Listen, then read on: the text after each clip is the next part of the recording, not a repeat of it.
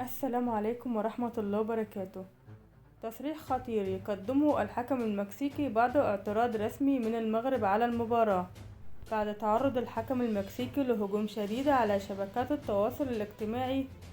رد عبر رسالة نشرت على حسابه على انستجرام جاء فيها: أصدقائي الشعب المغربي، من فضلكم تحلوا بالصبر.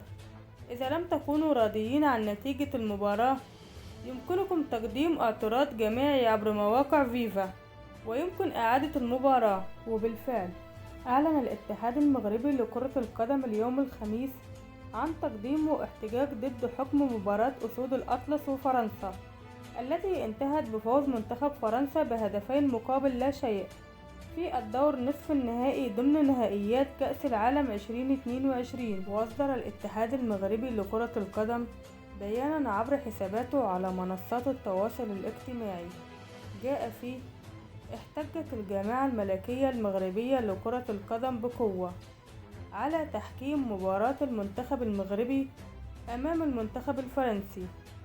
جاء ذلك في رسالة إلى الهيئة المختصة تضمنت الحالات التحكيمية التي حرمت المنتخب المغربي من ضربتي جزاء واضحتين بشهادة المختصين في التحكيم، وجاء ذلك بسبب قرارات الحكم المكسيكي، ومن حقنا أن نطلب إعادة المباراة مرة أخرى.